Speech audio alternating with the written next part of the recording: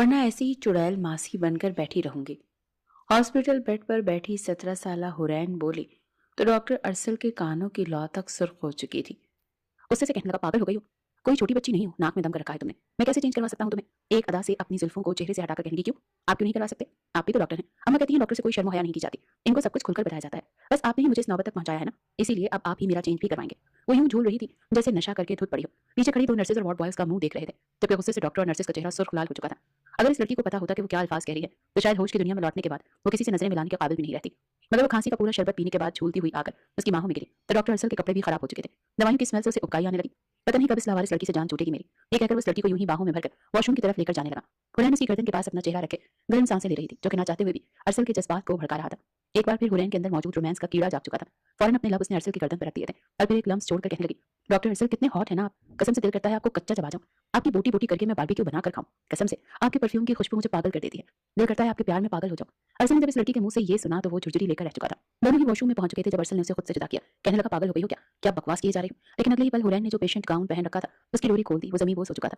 ये देखकर अरसल का दिमाग भी घूम गया। बेकाबू होकर उसने आगे बढ़कर हुरैन की नाजुक धड़कनों पर अपना हाथ, डॉक्टर डॉक्टर साहब प्लीज जल्दी चलिए, इस लड़की ने तो वावेला मचा दिया है, इस कदर शोर है कि बाकी पेशेंट्स भी डिस्टर्ब हो रहे हैं, एक पेशेंट का तो बीपी शूट कर चुका है, प्लीज जल्दी चलिए। अरसल जो अभी भी अपनी गाड़ी की चाबी हाथ में लिए हॉस्पिटल की कार पार्किंग की जानिब जा रहा था ताकि घर जा सके। एक बार फिर वार्ड बॉय को भागता हुआ अपनी तरफ देखकर वो सर पकड़ कर रह गया। कहने लगा, वो डॉक्टर्स भी मौजूद हैं, इनको बता मेरी तबीयत शदीद बोझिल हो रही है, सर दर्द से फट रहा है, मैं मजीद इस स्यापे को हैंडल नहीं कर सकता। मगर वार्ड बॉय भी मुंह बसोड़ कर कहने लगा, जो भी डॉक्टर्स के पास जाए जानते तो हैं क्या हाल करती है वो। डॉक्टर सिद्रा कुछ देर पहले उसके पास गई थी और उसने इंजेक्शन उठाकर उनके कांधे पर दे मारा। बेचारी दर्द से बिलबिला उठी, अंग्रेजी में गालियां दे देकर सबका ही मुंह खोलकर रख दिया।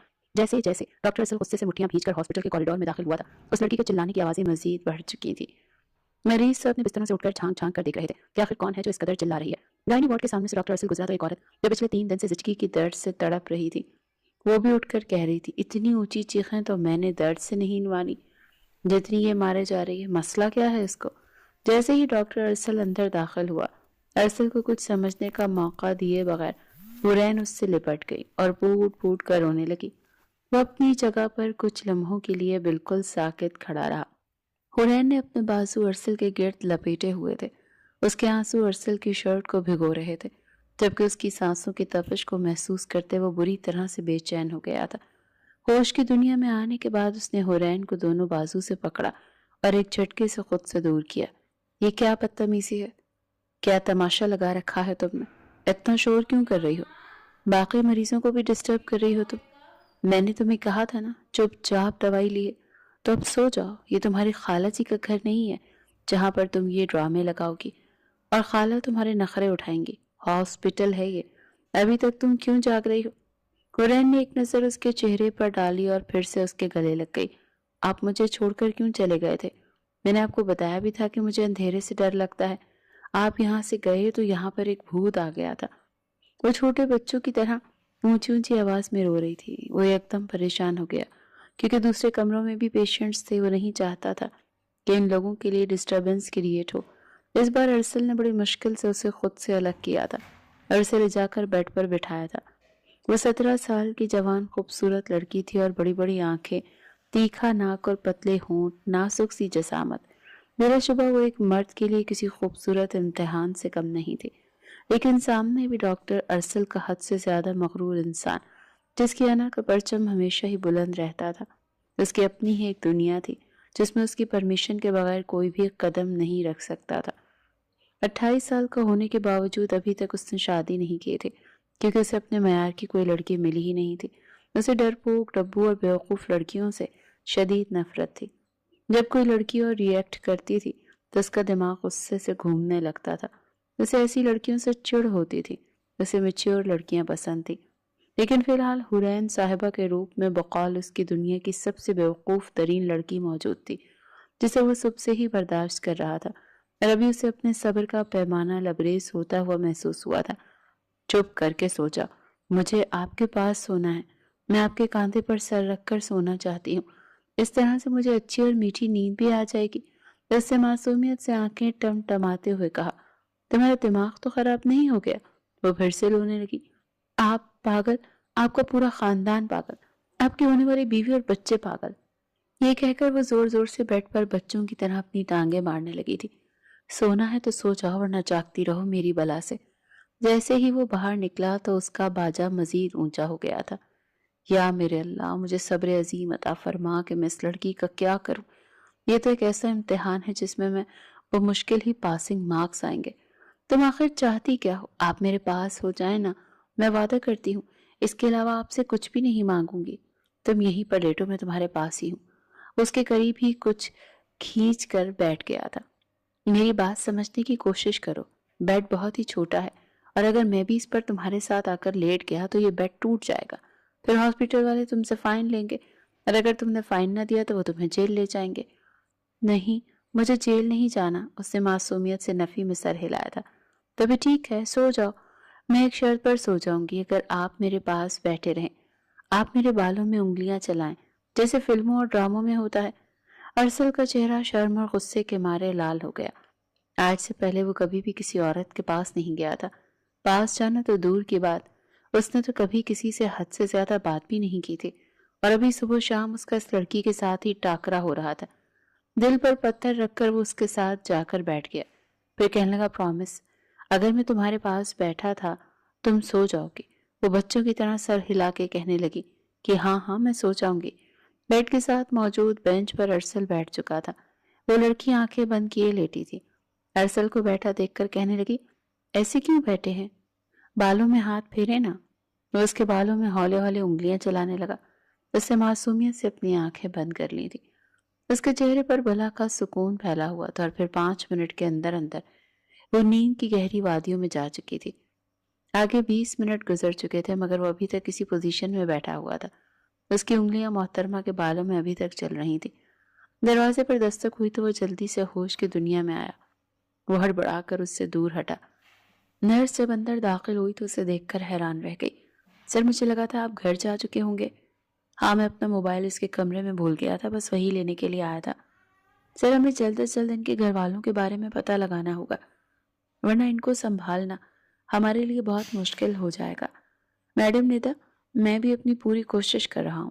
آپ ٹرائی کریں کہ ان کی یادداشت واپس آ جائے کیونکہ یہی واحد راستہ ہے. اس کے علاوہ ہم ان کے گھر والوں تک نہیں پہنچ سکتے. جی سر، میں پوری کوشش کروں گی. اس نے جلدی سے ہاں میں گردن ہلائی. وہ اس کے پہلو سے نکلتا ہوا کمرے سے باہر چلا گیا تھا. کھلی ہوا میں جا کر وہ گہرے گہرے سانس لینے لگا تھا اور خود کو کمپوز کرنے کی کوشش کرنے لگا تھا. بہت ہی عجیب لڑکی ہے. حد ہوتی ہے بچگانہ حرکتوں کی. محترمہ میں اگر ذرا سی بھی عقل ہوتی تو میں اس کو کسی اور ڈاکٹر کے حوالے کر دیتا. لیکن جس طرح کی اس کی حرکتیں ہیں مجھے ڈر ہے کوئی ناجائز فائدہ نہ اٹھا لے. غلطی ساری میری ہے. اس رات مجھے تیز ڈرائیونگ کرنی ہی نہیں چاہیے تھی. وہ اپنی پیشانی کو مسلتا اس کے بارے میں سوچتا ہوا پارکنگ ایریا میں آ گیا تھا. اگلی صبح جب وہ ہاسپٹل گیا تو حرین کے کمرے سے شور کی آوازیں آ رہی تھی. جب وہ اندر داخل ہوا تو اسے اپنا سر گول گول گھومتا ہوا محسوس ہوا. حرین نے پورا کمرہ سر پر اٹھایا ہوا تھا اور وہ پورے کمرے میں گول گول گھوم رہی تھی. نرس ہاتھ میں انجیکشن اٹھا کر پریشانی سے اس کے پیچھے پیچھے بھاگ رہی تھی. حرین بیٹا، میں آپ سے پرومس کرتی ہوں آپ کو ذرا بھی درد نہیں ہوگا. نہیں، میں نے آپ کے پاس نہیں آنا. آپ جھوٹ بولتے ہیں. مجھے پتا ہے مجھے درد کریں گے. ارے ڈاکٹر صاحب، میرا پیارا ڈاکٹر آ گیا. وہ اسے کہتی اس کی طرف بڑھی اور پھر اس کے پیچھے جا کر چھپ گئی تھی. پکڑ کے دکھاؤ، مجھے پکڑ کے دکھاؤ. ارسل کو غصہ آ گیا. اس نے حرین کے بازو کو پکڑا اور اسے ایک جھٹکے سے اپنی جانب کھینچا. حرین کی کمر ارسل کے سینے سے جا کر لگی تھی جبکہ اس کے دل کی دھڑکنیں بھی ایک لمحے کے لیے رک گئی تھی. تم اس کو انجیکشن لگاؤ، میں اس کو پکڑتا ہوں، ارسل نے سخت لہجے میں کہا تو نرس مسکراتے ہوئے فاتحانہ انداز میں حرین کی طرف دیکھنے لگی جو چھوٹے بچوں کی طرح منہ وسوڑ رہی تھی. جیسے ہی وہ انجیکشن لگا کر فارغ ہوئی تو حرین کا باجا پھر سے شروع ہو گیا تھا. خاموش ہو جاؤ ورنہ میں نے تمہیں چاکلیٹس لا کر نہیں دوں گا. مجھے درد ہو رہا ہے. اگر آپ کو کوئی انجیکشن لگاتا تو میں آپ سے پوچھتی کتنا درد ہوتا ہے. وہ اپنے آنسو بے دردی سے صاف کرتے ہوئے اسے ڈانٹتے ہوئے بولی تھی جبکہ اس کے اس انداز پر وہ اش اش کر اٹھا تھا. کسی میں اتنی ہمت نہیں تھی کہ وہ ارسل کے سامنے اونچی آواز میں بات کرتا اور حرین صاحبہ اس سے بحث کر کے ہی دم لیتی تھی. چلو مجھے تم سے کچھ ضروری سوالات پوچھنے ہیں. مجھے ان کا ٹھیک ٹھیک اور سوچ سوچ کر جواب دینا. وہ ابھی تک اپنے بازو کو سہلا رہی تھی. پھر گھور کر ارسل کی طرف دیکھنے لگی. کہنے لگی آپ میرے ساتھ ایک میٹنگ کرنے والے ہیں؟ کہیں ایسا تو نہیں کہ آپ مجھے پرپوز کرنے والے ہیں؟ हमेशा की तरह उसने उल्टा जवाब दिया। उसने अपने सर को बेसाख्ता झटका था। नहीं, मैं तुमसे शादी नहीं करूंगा। मुझ में क्या कमी है, मुझे बताएं। मैं खूबसूरत भी हूँ, जवान भी हूँ, सबसे बढ़कर ये मैं समझदार भी हूँ। अगर आप मुझसे शादी करेंगे तो हमारे बच्चे भी बहुत प्यारे प्यारे और मासूम मासूम होंगे। बताएं, बताएं, आप अपनी पहली बेटी का क्या नाम रखेंगे? वो नॉन स्टॉप बोलती चली जा रही थी जब अरसल की बस हो गई। गुस्से से सुर्ख लाल होता वो दहाड़ा था। कहने लगा, चुप कर जाओ, फजूल बातें ना किया करो। खबरदार जो तुमने ये बातें किसी और के सामने कही, वरना मुझसे बुरा कोई भी नहीं होगा। वो फौरन से चुप हो गई। उसने अपना सर झुका लिया। जब से वो यहाँ पर आए थे तब से लेकर पहली बार अरसल ने उसे इस लहजे में बात की थी, और उसका ये तरीका वाकई में काम कर गया। यहाँ पर मेरा दम घुट रहा है, मेरी सांस बंद हो रही है। क्या हम थोड़ी देर के लिए बाहर जा सकते हैं? उसने फिर से गर्दन उठाकर इंतहाई मासूमियत से सवाल किया। अरसल को कभी कभार लगता था कि वो अपनी होने वाली इज्जत अफजाई भी मिनटों में भूल जाती है, क्योंकि उसका मूड चेंज होने में 5 मिनट से ज्यादा वक्त नहीं लगता था। अगर 5 मिनट पहले वो रो रही होती थी तो 5 मिनट के बाद हुरैन साहिबा के अंदर रोमांस वाला कीड़ा फिर से जाग जाता था। अरसल उसको समझाना चाहता था कि रोमांस अजनबी डॉक्टरों के साथ अच्छा नहीं लगता। वो दोनों अस्पताल के पिछले हिस्से में बने लॉन में आ गए थे, जहां पर सिर्फ डॉक्टर्स को जाने की इजाजत थी। डॉक्टर मारिया, जो डॉक्टर अरसल की बेस्ट फ्रेंड थी और क्लास फेलो भी थी, वो इस वक्त स्टाफ रूम की खिड़की में खड़ी थी और कीना तोस नजरों से उस छोटी सी लड़की को देख रही थी। जब से मैं इस हॉस्पिटल में आई थी, सबसे डॉक्टर अरसल ने डॉक्टर मारिया को भी टाइम देना खत्म कर दिया था। क्या तुम्हें कुछ पता लगा है कि ये कौन है? स्टाफ रूम में उसकी एक जासूस नर्स भी मौजूद थी। मारिया ने उससे सवाल किया तो वो पुरस्कार लहजे में कहने लगी, मैडम साहिबा, अगर आप इसकी बात बताओ, मुझे तो ऐसे लगता है जैसे हमारे डॉक्टर साहब इस लड़की को पसंद करने लगे हैं। देखें तो कैसे हर वक्त इनके आगे पीछे घूमते रहते हैं। उस दिन भी जब वो ऑपरेशन करके फारिग हुए तो वो बहुत ज्यादा थके हुए थे, लेकिन जब इनको ये पता चला कि हुरैन साहिबा रो रही हैं तो वो भागते हुए उनके कमरे में चले गए और फिर वहां पर 3 घंटे गुजारने के बाद वो घर गए थे। उन्होंने तो अपनी नींदें भी इस लड़की के लिए बर्बाद करनी शुरू कर दी हैं। मुझे तो लगता है कि वो लड़की उन्हें ले उड़ेगी। ज्यादा फजूल बोलने की इज्जत नहीं है, वरना मैं तुम्हारा मुंह तोड़ दूंगी। मारिया ने उसे गुस्से से डांटा। अगले ही लम्हे उसे अपनी गलती का एहसास हुआ था। मेरे कहने का वो मतलब नहीं था। जी कोई बात नहीं डॉक्टर साहिबा, मैं समझ सकती हूँ, उसने अफसोस का इजहार करते हुए कहा। वैसे मैडम साहिबा, एक और आपस की बात, वो लड़की है तो छोटी लेकिन बड़ी हसीन है। कसम से उसकी आंखें इतनी खूबसूरत हैं कि मैं बयान नहीं कर सकते। तुम जाओ वार्ड नंबर 3 में, इस वक्त सिर्फ एक ही नर्स मौजूद है। मारिया ने उसे डांट कर वहां से बाहर जाने के लिए कहा तो वो मुंह बनाते हुए कमरे से निकल गई। जबकि उसके जाने के बाद मारिया एक बार फिर जलन की आग में जलने लगी। तुम मेरे अरसल को मुझसे नहीं छीन सकती हो। अरसल को हासिल करने के लिए मुझे कुछ भी करना पड़ा, मैं कर गुजरूंगी। आप मेरे साथ इस झूले पर चलकर बैठे ना, देखे तो वो झूला कितना प्यारा है। मुझे लगता है वो हम दोनों के लिए ही बनाया गया है। वैसे अगर हम दोनों के एक साथ तस्वीर खींची जाए तो हम एक कंप्लीट कपल मालूम होंगे। वक्त आ गया था कि उससे चीजें समझा देता। देखो हुरैन, मेरी बात बहुत गौर से सुनो। वो उल्लू जैसे ही आंखें पूरी की पूरी खोल कर उसके चेहरे की तरफ देखने लगी थी। मैंने तुम्हें अपने कान खोलने के लिए कहा है, आंखें खोलने के लिए नहीं। वो उसको घूरते हुए बोला तो वो खिसियानी सी हंसी हंसती थी। सब कहते हैं मेरी आंखें बहुत प्यारी हैं। वो खुद ही अपनी तारीफ करने लगी थी। अभी मैं जो तुम्हें कहने वाला हूं ना, उसको अपने दिमाग में बिठा लेना। मैं तुमसे पूरे 11 साल बड़ा हूं, तो क्या हो गया? मर्द और औरत की उम्र में इतना फर्क लाजमी होना चाहिए। और तुम्हें ये सब कुछ उसने बताया? मुझे नहीं याद, बस ये पहले से ही मेरे दिमाग में स्टोर है। वो फौरन ही लाइन पर वापस आ गई। इन सारी खराफात को अपने जहन से निकालो और मुझे बताओ कि तुम्हें अपने घर वालों के बारे में क्या क्या याद है। मुझे कुछ भी याद नहीं। उसने बड़ी तेजी से नफी में सर हिला दिया। वो दोनों एक ही बेंच पर जाकर बैठ गए। दोनों के दरमियान फासला बहुत कम था। मैं आपके कांधे पर सर रखना चाहती हूँ। क्या मैं यहाँ पर सर रखती हूँ? पागलों वाली बातें मत किया करो। इसमें पागलपन वाली कौन सी बात है? अरसल का चेहरा फिर से लाल हो गया था। अपने अंदर उठते हुए लावे पर उसने बड़ी मुश्किल से काबू पाया था। अगर आपने इस तरह की कोई भी बात की तो मैं तुम्हें धक्के देकर इस हॉस्पिटल से बाहर निकालूंगा और दोबारा कभी भी तुम्हें हॉस्पिटल में आने की इजाजत नहीं दूंगा। वो वाकई खौफजदा हो गई थी। ठीक है, मैं वादा करती हूँ, अब मैं आपको परेशान नहीं करूंगी। वो अपनी जगह पर सीधी होकर बैठ गई थी, बल्कि अब तो वो अरसल से भी काफी दूर हो गई थी। दोनों के दरमियान फासला भी बढ़ गया था। یہ دیکھ کر وہ نہ چاہتے ہوئے بھی مسکرا دیا تھا۔ کیا تمہیں اس جگہ کا نام یاد ہے جہاں پر تم رہتی تھی؟ اس نے نفی میں سر ہلایا۔ وہ اسکول جہاں پر تم پڑھتی تھی؟ پھر سے نفی میں سر ہلایا گیا۔ گھر کے کسی فرد کا نام؟ ہاں، میرے دماغ میں کچھ نام ہے۔ ایک نام چنٹو ہے، ایک نام بنٹو ہے اور ایک نام سہیل ہے۔ یہ سب کون ہے؟ وہ اسے دانت پیستے ہوئے سوال کر رہا تھا۔ اب اس بارے میں تو مجھے نہیں پتا، مجھے بس نام ہی یاد ہے۔ آپ نے مجھ سے یہی سوال کیا تھا۔ یا میرے اللہ، مجھے صبر عظیم عطا فرما۔ تمہارے پاس کوئی چیز تو ہوگی، کوئی آئی ڈی کارڈ؟ ایسا کیسے ہو سکتا ہے کہ تمہارے پاس کچھ بھی نہیں؟ یہ تو مجھے بھی نہیں پتا۔ اب وہ میرے پاس آخری راستہ بچا ہے، تمہاری تصویر کھینچوں اور پولیس کے حوالے کر دوں تاکہ تمہارے گھر والوں کے بارے میں پتہ لگایا جا سکے۔ نہیں، میری تصویر مت کھینچے گا، اگر میں وائرل ہو گئی تو میں بدنام ہو جاؤں گی۔ اس نے اپنے لبوں پر ہاتھ رکھتے ہوئے ڈرامائی انداز میں کہا تو وہ اس کو گھور کر رہ گیا تھا۔ تم سے بڑی اداکارہ میں نے اپنی ساری زندگی میں نہیں دیکھی۔ میری ایک صلاح ہمیشہ یاد رکھنا، کبھی بھی فلموں کے لیے ٹرائی مت کرنا، ورنہ تم آج کے دور کی سب سے بڑی فلاپ اداکارہ ہوگی۔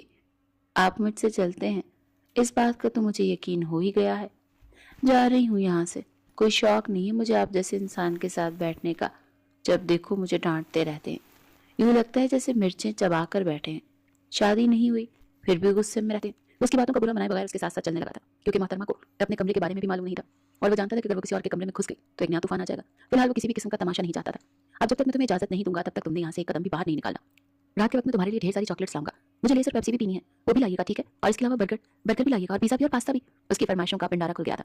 اس کے لیے تمہیں ایک پیاری سی تصویر کھنچانی ہوگی۔ جیسے اس نے اپنے موبائل کا کیمرہ اوپن کیا، اس نے اپنے چہرے کو اپنے ہاتھوں کی مدد سے چھپا لیا۔ نہیں، میں تصویر نہیں کھنچاؤں گی، اگر کل کو میرے گھر والوں کو پتہ چل گیا تو وہ بہت زیادہ خفا ہوں گے۔ ضد مت کرو اور جلدی سے اپنے چہرے پر سے اپنے ہاتھوں کو ہٹاؤ۔ نہیں، میں نہیں ہٹاؤں گی، آپ کو جو کرنا ہے آپ کر لو، تم مجھے غصہ دلا رہے ہو، آپ بھی مجھے پریشان کر رہے ہیں۔ اگر آپ نے مجھے زیادہ تنگ کیا تو میں آپ پر ہراسمنٹ کا کیس کر دوں گی۔ یہ سن کر اس کا منہ حیرت سے کھل گیا۔ اسے کچھ کہنا چاہا مگر الفاظ منہ میں ہی دم توڑ گئے۔ اور جو تم پچھلے 2 دنوں سے مجھے ہراساں کر رہی ہو اس کا کیا؟ وہ ہراسمنٹ نہیں ہے؟ میں نے تو بس آپ کو یہ بتانا چاہ رہی ہوں کہ آپ بہت ہی ہینڈسم ہیں۔ وہ اپنے اسٹیٹمنٹ سے ہی مکر گئی تھی۔ وہ خاموشی سے وہاں سے نکل آیا، مگر اس نے نرس کو ہدایت کی کہ جب بھی تمہیں موقع ملے اس کی کلیئر پکچر لے کر مجھے سینڈ کر دینا۔ شام تک اس کی تصویر موصول ہو چکی تھی۔ کافی دیر تک اپنے موبائل میں اس کی تصویر کو زوم کر کے دیکھتا رہا۔ خوبصورت تو بہت ہو، اس نے کوئی شک نہیں، کاش تمہارے دماغ میں تھوڑی سی عقل ہوتی۔ وہ ٹھنڈی سانس خارج کرتے بولا تھا۔ اگلی لمحے سے اپنے انسپیکٹر دوست کو کال ملائی تھی۔ یار مجھے تمہاری مدد کی ضرورت ہے، ایک لڑکی ہے جس کی یادداشت چلی گئی ہے، مجھے اس کے گھر والوں کے بارے میں پتہ لگانا ہے اور میں چاہتا ہوں کہ تم یہ کام کرو۔ میں تمہیں اس کی تصویر سینڈ کر رہا ہوں، یہ تصویر مطلوبہ ویب سائٹ پر اپلوڈ کر دو، اگر ہو سکے تو مطلوبہ نیوز پیپر میں بھی دے دو، کیونکہ اب میرے لیے اس لڑکی کو برداشت کرنا ناممکن ہو گیا ہے۔ ارے یار، اپنے بھائی کے ہوتے ہوئے تمہیں کسی چیز کی ٹینشن لینے کی ضرورت نہیں ہے، تم بس یہ سمجھو کہ تمہارا کام ہو جائے گا۔ اسے بات کرنے کے بعد وہ بیک گراؤنڈ کے ساتھ ٹیک لگا کر لیٹ گیا تھا۔ آج کا دن بھی بہت زیادہ ایکٹنگ گزرا تھا۔ رات کے وقت اس کے آلٹرنیٹ میں ڈاکٹرز موجود تھے، اس وجہ سے وہ آرام کرنے کے لیے حویلی واپس آ گیا تھا۔ ڈاکٹر ارسل ایک بہت بڑے جاگیردار کا بیٹا تھا جو گاؤں کا سردار ہونے کے ساتھ ساتھ ایک بہت بڑا سیاستدان بھی تھا، مگر ارسل کو سرداری اور سیاست سے کوئی خاص لگاؤ نہیں تھا۔ اس کا بچپن ہی سے ایک خواب تھا کہ اس نے لوگوں کی مدد کرنی ہے، ان کی دیکھ بھال کرنی ہے، اور اس کے لیے اسے ڈاکٹری سب سے بہترین پیشہ لگا۔ اس کے 2 بھائی تھے، ایک سیاست میں تھا اور دوسرا بابا کے ساتھ گاؤں میں سرداری کے معاملات دیکھتا تھا۔ جبکہ ارسل نے تعلیم کے فوراً بعد ہی ہاؤس جاب سٹارٹ کر دی تھی، اور پھر اس کے ساتھ ساتھ وہ اپنا ہاسپٹل بھی بنانے لگا۔ ابھی اس کے 2 ہاسپٹلز تھے جہاں پر غریبوں کا مفت علاج ہوتا تھا۔ وہ دونوں ہی شہر کے سب سے بڑے مانے جانے والے ہاسپٹلز تھے۔ ان کا موبائل بچا تو وہ ہوش کی دنیا میں آیا۔ نرس کی کال تھی۔ ہاں کیا ہوا؟ نرس ہو گئی؟ صاحب جی وہ دوائی نہیں لے رہی، میں کیا کروں؟ تم آج اسے دوائی مت دو، اسی طرح سے اسے سونے دو، میں کل آ کر اس کی دوائیاں چینج کروں گا، کیونکہ اسے کوئی خاص فرق نہیں پڑا۔ نرس خاموش ہو گئی۔ ٹھیک ہے صاحب۔ ارسل صاحب ماسی میں کھو گئے۔ آج سے تقریباً 4 دن پہلے ہی وہ تیز ڈرائیونگ کرتا ہوا گھر واپس جا رہا تھا۔ وہ بہت زیادہ تھکا ہوا تھا، بس کسی طرح سے اپنے بیڈ تک پہنچنا چاہتا تھا اور جی بھر کر نیند لینا چاہتا تھا۔ پچھلے 24 گھنٹے میں وہ 1 سیکنڈ کے لیے بھی نہیں سویا تھا۔ اچانک ہی سڑک کے بیچوں بیچ ایک لڑکی آ گئی۔ ارسل نے بریک لگائی تھی مگر اس کے باوجود گاڑی ہلکی سی اس لڑکی کے ساتھ جا کر ٹکرائی۔ وہ لڑکھڑاتے ہوئے زمین پر گر گئی، اس کا سر زور سے زمین سے ٹکرایا جس سے اس کے سر سے خون نکلنے لگا، جبکہ ہلکی سی ٹکر لینے کی وجہ سے اس کی ٹانگیں بھی زخمی ہو گئی تھیں، کونیوں پر بھی خراشیاں آ گئی تھیں۔ وہ ایک معصوم کم عمر لڑکی تھی۔ یا میرے اللہ، یہ یہاں پر کیسے آ گئی؟ ارسل نے اسے فوراً سے اپنے بازو میں اٹھایا اور گاڑی ریورس کر کے ہاسپٹل لے آیا۔ اس کا بیگ اسی جگہ پر ہی بھول کر آ گیا تھا۔ اسے اپنے کیے پر بہت زیادہ پچھتاوا ہو رہا تھا۔ وہ نرم دل کا مالک تھا، آج سے پہلے اس نے کبھی کسی کو تکلیف نہیں پہنچائی تھی۔ اس کی وجہ سے ایک معصوم سی لڑکی اندر کمرے میں بے ہوش پڑی ہے۔ تقریباً 1 گھنٹے بعد اسے ہوش آیا۔ قرین نے اپنے چاروں طرف دیکھا تو اسے وہ نئی دنیا اور اجنبی لگی، بلکہ اسے تو سب کچھ ہی اجنبی لگ رہا تھا سوائے سامنے کھڑے اس خوبصورت ڈاکٹر کے۔ اسے کسی اور کی طرف دیکھنا بھی گوارا نہیں کیا۔ کہیں میں جنت میں تو نہیں آ گئی؟ اس نے نشے سے چور لہجے میں کہا تو وہ گڑبڑا کر دائیں بائیں دیکھنے لگا۔ نرسس مسکرانے لگی۔ آپ کیسا فیل کر رہی ہیں؟ اس نے پروفیشنل انداز میں سوال کیا۔ میری ٹانگوں میں درد ہو رہا ہے، میری کونیاں بھی درد کر رہی ہیں، میرا سر درد سے پھٹا جا رہا ہے۔ ہائے میرے اللہ، یہ کیا ہو رہا ہے میرے ساتھ؟ اس نے ہوش میں آتے ہی واویلا مچانا شروع کر دیا تھا۔ بے ہوشی میں وہ جس قدر معصوم لگ رہی تھی، ہوش میں آ کر اس سے بالکل الٹ بن چکی تھی۔ وہ اس وقت شیطان کی نانی معلوم ہو رہی تھی۔ ابھی میڈم آپ کو انجیکشن لگائیں گے، آپ کو کافی حد تک آرام آ جائے گا۔ نہیں، مجھے انجیکشن نہیں لگانا۔ وہ جلدی سے بیڈ سے اٹھی لیکن ڈرپ لگی ہوئی تھی۔ ارسل تیزی سے آگے بڑھا اور اسے کاندھے سے پکڑ کر بیڈ پر لٹا دیا۔ دیکھیں، ابھی آپ یہاں سے نہیں اٹھ سکتی، آپ مجھے اپنے گھر والوں کے بارے میں بتائیں، میں ان کو انفارم کر دیتا ہوں، وہ آپ کے لیے پریشان ہو رہے ہوں گے۔ کون سے گھر والے؟ کیا آپ میرے گھر والے نہیں ہیں؟ انتہائی معصومیت سے پھر سے اسے سوال کیا گیا تھا۔ نرس کے لیے اب اپنی ہنسی دبانا مشکل ہو گیا تھا۔ اگر آپ کو یہی رویہ رکھنا ہے میڈم ندا تو آپ یہاں سے جا سکتی ہیں، ارسل نے انتہائی غصے سے کہا، تو اپنے سارے دانتوں کی نمائش کرتے ہوئے خاموشی سے کمرے سے باہر نکل گئی تھی۔ ارسل پھر سے حورین کی طرف متوجہ ہو گیا۔ کیا آپ کو کچھ بھی یاد نہیں؟ اس نے نفی میں سر ہلا دیا۔ ان کا بیگ کہاں پر ہے؟ سر وہ تو ان کے پاس نہیں تھا، آپ صرف اور صرف انہی کو یہاں پر لائے تھے، دوسری نرس نے تیزی سے جواب دیا تھا۔ تب اسے شدت سے اپنی غلطی کا احساس ہوا، شاید اس کا پرس روڈ پر ہی بھول کر آ گیا تھا۔ اس نے اپنے گارڈ کو کال کی اور اسے اسی جگہ پر ہی پہنچنے کے لیے کہا، لیکن وہاں پر جا کر گارڈ کو بھی کچھ نہ ملا تھا۔ یقیناً کوئی وہ پرس اٹھا کر لے گیا تھا۔ اب نہ تو اس لڑکی کی آئی ڈی کارڈ تھا، نہ ہی اسے کوئی نمبر یاد تھا، نہ ہی اسے اپنے گھر والوں کا پتہ تھا۔ دوسری طرف وہ حد سے زیادہ بے وقوفانہ حرکتیں کر رہی تھی اور اس کی باتیں بھی بچگانہ تھیں۔ وہ بہت زیادہ اریٹیٹ ہو رہا تھا، جو کہ اس سب کا ذمہ دار وہ خود تھا۔ اس وجہ سے اسے اب ہر حال میں اس لڑکی کا خیال کرنا تھا۔ پوری رات وہ گھن چکر بنا رہا کیونکہ محترمہ کی فرمائشیں ہی پوری نہیں ہو رہی تھی۔ کبھی اسے کابلی پلاؤ کھانے کا دل کرتا تو کبھی وہ منٹ مارگریٹا کی فرمائش کرتی۔ اگر وہ اس کی خواہش پوری کرنے سے انکار کر دیتا تو محترمہ اونچی اونچی آواز میں چلانا شروع کر دیتی تھی۔ صبح 5 بجے وہ گھر واپس آیا تھا، لیکن 8 بجے سے پھر سے ہاسپٹل سے کال آ گئی تھی کیونکہ ایک بہت ہی امپورٹنٹ کیس آ گیا تھا، اسے آپریشن کے لیے جانا تھا۔ اس دن سے لے کر اب تک حورین صاحبہ نے اس کی ناک میں دم کیا ہوا تھا۔ حورین کے بارے میں سوچتا سوچتا وہ ایک بار پھر گہری نیند کی وادیوں میں چلا گیا۔ اگلے 2 دن یوں ہی سکون سے گزر گئے تھے کیونکہ حورین کی طبیعت تھوڑی سی خراب تھی اور اس کو بخار ہو گیا تھا، گلا بھی درد کر رہا تھا، جس کی وجہ سے اس نے شرارتیں کم کر دی تھی، لیکن یہ خاموشی بھی ارسل کو کھٹک رہی تھی کیونکہ وہ اس کی بک بک سننے کا عادی تھا۔ وہ 2 سے 3 دن بعد اس کے کمرے میں غیر ارادی طور پر چکر لگا چکا تھا۔ وہ دونوں بار ہی سو رہی تھی، تیسری بار وہ جاگ رہی تھی مگر وہ بات کرنے کی پوزیشن میں نہیں تھی۔ ڈاکٹر ارسل آپ کے پاس 2 منٹ ہوں گے، مجھے آپ سے ایک ضروری بات کرنی ہے۔ ماریہ کی آواز سن کر وہ ہوش کی دنیا میں آیا۔ وہ بھی حورین کے بارے میں ہی سوچ رہا تھا۔ جی جی ماریہ صاحبہ بولیں آپ، اور یہ آپ کب سے فارمیلٹی شو کرنے لگ گئی ہیں؟ جہاں تک مجھے لگتا ہے تو ہم دونوں بیسٹ فرینڈس بھی ہیں، اگر ہم بیسٹ فرینڈس ہوتے تو کبھی بھی مجھ سے اتنی بڑی بات نہ چھپاتے۔ وہ اس کو کھوجتی ہوئی نظروں سے دیکھتی ہوئی بولی، کیا مطلب ہے؟ کس بارے میں بات کر رہی ہو تم؟ جہاں تک مجھے لگتا ہے میں نے آج تک تم سے کچھ بھی نہیں چھپایا، میری زندگی تمہارے سامنے ایک کھلی کتاب کی مانند ہے۔ وہ لڑکی کون ہے جس کا تم اتنا زیادہ خیال رکھ رہے ہو؟ کہیں وہ تمہاری منگیتر تو نہیں؟ کیا ہو گیا یار، کس طرح کی بچگانہ باتیں کر رہی ہو؟ ارسل نے اسے ساری ڈیٹیلز دے دی تھی، اس کے ساتھ ہی اسے بتایا تھا کہ وہ اس سے بہت زیادہ تنگ ہے، وہ چاہتا ہے کہ اس کے گھر والے اسے لینے کے لیے آ جائیں اور وہ یہاں سے ہمیشہ ہمیشہ کے لیے رخصت ہو جائے۔ ارے تم اتنی ٹینشن کیوں لے رہے ہو؟ تم وہ میرے حوالے کر دو، میں اس کا بہت اچھے طریقے سے خیال رکھوں گی۔ کیا ایسا ممکن ہو سکتا ہے؟ ارسل نے خوشگوار انداز میں اس سے پوچھا تھا۔ یار اس دنیا میں سب کچھ ممکن ہے اور میں تمہارے لیے اتنا تو کر ہی سکتی ہوں۔ آفٹر آل تم میرے بیسٹ فرینڈ ہونے کے ساتھ ساتھ میرے بہت قریبی بھی ہو۔ یار تم نے میری بہت بڑی مشکل حل کر دی۔ وہ تھوڑی سی شرارتی ہے، ہاں تم ٹینشن نہ لو، میں سب سنبھال لوں گا، مجھے پتا ہے کہ ایسی بچیوں کو کیسے ہینڈل کرنا ہے۔ بس اس کو ڈانٹنا نہیں اور نہ ہی اس پر غصہ کرنا ورنہ اس کا باجا بجنا شروع ہو جائے گا۔ وہ اس کی کسٹڈی سے اپنے ہاتھ ڈاکٹر ماریہ کی ڈیوٹی تھی کہ وہ حورین کا خیال رکھے۔ ماریہ پچھلے 15 منٹ سے اس کے سامنے بیٹھی ہوئی تھی اور وہاں کی چھوٹی چھوٹی کر کے اس کو گھور رہی تھی۔ 1 منٹ کے لیے اس نے اپنی آنکھیں ماریہ کے چہرے کے اوپر سے نہیں ہٹائی تھی اور اب تو ماریہ کو بھی کوفت ہونے لگی تھی۔ اس کا دل بھی عجیب سے انداز میں دھڑکنے لگا تھا۔ ماریہ نے اس کی آنکھوں کے سامنے ہاتھ ہلایا تو وہ پلکی جھپکے بغیر پھر سے اس کو دیکھنے لگی۔ Are you okay? ندا مجھے ایسا کیوں لگ رہا ہے یہ کومے میں چلی گئی ہے؟ ارے ڈاکٹر صاحبہ یہ ایسی ہی ہے۔ کیا مطلب تمہارا؟ کہ میں ایسی ہی ہوں؟ وہ کاٹ دار لہجے میں بولی تھی۔ ارے نہیں حورین صاحبہ پلیز غصہ مت کریں، اب تمہارا ڈاکٹر کہاں پر ہے؟ مجھے اس سے بات کرنی ہے۔ وہ اپنے بازو چڑھاتے ہوئے بولی، یوں جیسے لڑنے مرنے کے لیے میدان میں اترنے آ رہی ہوں۔ وہ تو گھر چلے گئے، ان کو کال کر کے بلاؤ، تم ان کو کیوں پریشان کر رہی ہو؟ پچھلے 1 ہفتے سے وہ تمہارے پیچھے خوار ہو رہے ہیں، تھوڑی سی تو اپنے اندر انسانیت پیدا کر لو، تم تو ان کے پیچھے ہی پڑ گئی ہو۔ تم جیسی لڑکیوں سے میں بہت اچھے طریقے سے واقف ہوں جو اپنے اوپر معصومیت کا خول چڑھا کر خوبصورت اور امیر لڑکوں کو اپنی جال میں پھنساتی ہیں۔ اس سے پہلے کہ وہ مزید کچھ کہتی حورین نے اس کے بال پکڑ لیے تھے اور زور زور سے کھینچنے لگی۔ وہ درد سے کرا رہی تھی۔ ندا تیزی سے آگے بڑھی تو ماریہ کے بال چھوڑ کر اس نے نرس کے بال پکڑ لیے۔ تم کیا کر رہی ہو؟ تم پاگل تو نہیں ہو گئی ہو؟ ماریہ نے غصے سے چلاتے ہوئے کہا اور پھر پاؤں ٹیچتی ہوئی کمرے سے باہر نکل گئی۔ نرس نے بڑی مشکل سے حورین کو پرسکون کیا، پھر اسے انجیکشن لگا کر بے ہوش کر دیا۔ شام کے وقت وہ غیر ارادی طور پر پھر سے حورین کے کمرے میں داخل ہوا۔ شاید اس کو عادت ہو چکی تھی، اب اس کا دیدار کیے بغیر اپنی زندگی میں خالی پن محسوس کرتا تھا۔ جب وہ اندر داخل تو ہوا تو میں ہوا میں جھول رہی تھی۔ نرس اس کو سنبھالنے کی ناکام کوشش کر رہی تھی۔ کیا ہوا ہے؟ وہ ڈاکٹر صاحب اس نے کھانسی کا پورا شربت پی لیا اور ابھی مجھے اپنے ہوش میں نہیں ہے، میں خود نہیں نہاؤں گی، مجھے ڈاکٹر صاحب ہی نہلائیں گے۔ یہ سن کر ڈاکٹر کے کان کی لو تک لال ہو گئی تھی۔ یہ کیا بدتمیزی، تم کوئی چھوٹی بچی نہیں ہو، تم ابھی سے یہاں سے لے کر جاؤ۔ اس نے نرس سے کہا تو وہ گڑبڑاتے ہوئے بولی، ڈاکٹر صاحبہ دیکھیں تو یہ جانے کے لیے تیار نہیں ہو رہی، سب بھی اس نے بہت بڑا تماشا کیا تھا، اب کیا کر دیا اس نے ماریہ صاحبہ کے بال کھینچے ہیں۔ اس وقت ہی ارسل کو یاد آیا کہ ماریہ تھوڑی ہی دیر پہلے اسے بڑے اکھڑے انداز میں بات کر رہی تھی، تو اس کے پیچھے یہ وجہ تھی۔ دوسری طرف محترمہ لہراتے ہوئے ارسل کے پاس آئی، اس کے سینے پر ہاتھ رکھتے ہوئے اس کی آنکھوں میں دیکھتے نشے سے چور لہجے میں بولی، تم اتنے پیارے کیوں ہو چکنے؟ اس کے گال زور زور سے کھینچنے لگی۔ اس کے اس لوفرانہ انداز پر وہ پیچ و تاب کھا کر رہ گیا۔ اس نے اسے پیچھے دھکیلنے کی کوشش کی مگر ناکام رہا۔ اگلے ہی لمحے وہ لہرا کر زمیں بوس ہو چکی تھی۔ وہ ایک بار پھر سے نیند کی وادیوں میں چلی گئی تھی۔ اس نے بھی اللہ کا لاکھ لاکھ شکر ادا کیا تھا، ورنہ حورین کو کنٹرول کرنا اس کے لیے بھی ناممکن ہو گیا تھا۔ شام کے وقت جب وہ اپنے آفس میں بیٹھا ہوا تھا، دروازے پر دستک ہوئی اور ایک اجنبی کمرے کے اندر داخل ہوا۔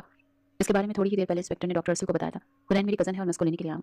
فرحات نے ڈاکٹر ارسل کو بتایا کہ حرین ایک یتیم لڑکی ہے، 3 سال پہلے اس کے ماما بابا کا کار حادثے میں انتقال ہو گیا تھا۔ فرحات کی اماں ابا نے اس کی پرورش کی تھی۔